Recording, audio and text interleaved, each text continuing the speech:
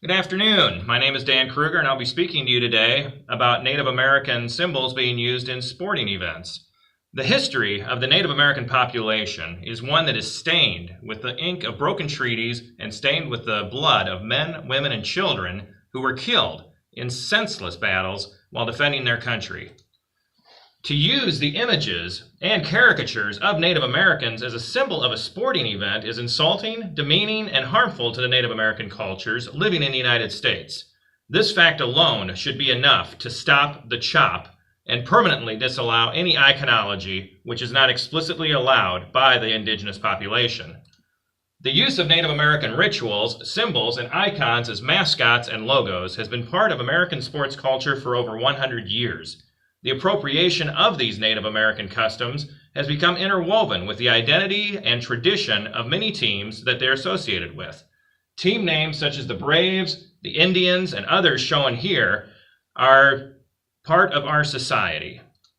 To understand the feelings and reactions that are provoked by using Native American symbols and rituals in modern-day sporting events, one must first have cursory knowledge of the Native American people and their history on this continent.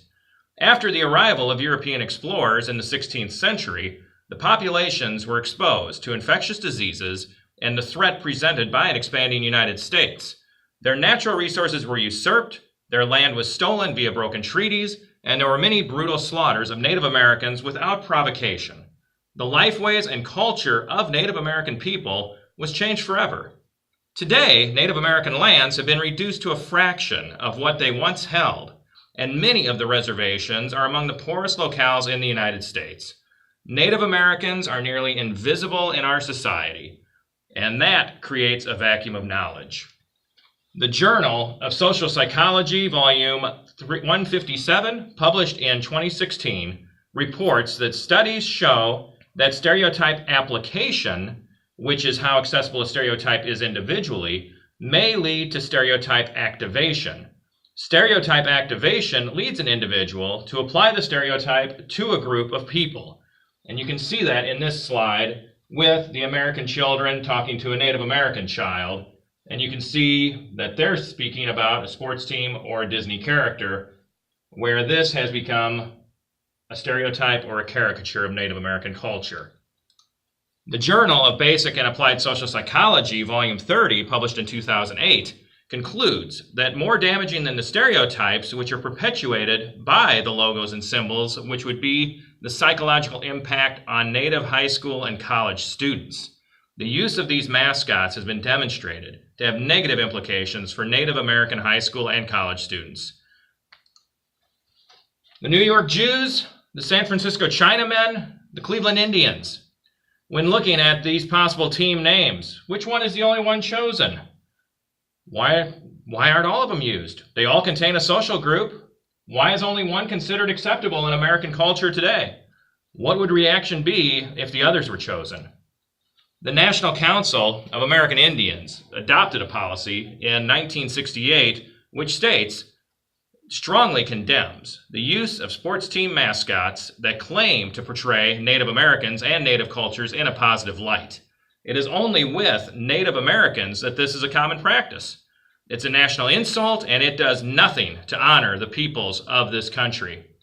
To be fair, it is important to note that not all tribes are against the use of their names by sports teams. The Florida State Seminoles and the Central Michigan Chippewas are two examples of teams that do have mascots with the permission of the tribes. Now, one team name that stirs very strong emotions is the Washington Redskins. The Redskins once had a connotation of being a dead Indian scalp, as shown in this clipping from an 1863 Winona, Minnesota newspaper, where it refers to the state reward for dead Indians has been increased to $200 for every red skin sent to purgatory. Now, this name provokes a fierce reaction from Native Americans, and rightly so. Now, a college such as St. John's University changed their name from the Red Men to the Red Storm. The Washington Redskins NFL team has not been as amiable. According to the Howard Journal of Communications, volume 19, published in 2008, this is because of a greater investment that a person has in a sports team. It's a greater acceptance of the mascots, regardless of any cultural implications. You can see in this picture again, the black skins, the white skins, the yellow skins, or the red skins. We choose only the Redskins. While the professional sports teams have yet to act on names that are insulting to Native Americans, the American College Personnel Association released a statement on Native American mascots in 2013, which found 5 impacts on Native American students. 1, student disengagement. 2, a lower self-esteem. 3, decreased aspirations. 4, poor academic performance. And finally, 5, a sense of disrespect towards their own sacred practices. Educating the public is the key to solving this issue. One can only imagine if there was an outcry about a team that had Nazi symbolism on their uniforms. The solution would be to eliminate the offensive material. The solution to the current situation is the same. We need to get rid of these mascots. However, whatever form that the protests take against these symbols of Native American acculturation and assimilation into our society, we need to make sure that the people that are being impacted and the young Americans whose futures hang in the balance are the ones that we care about.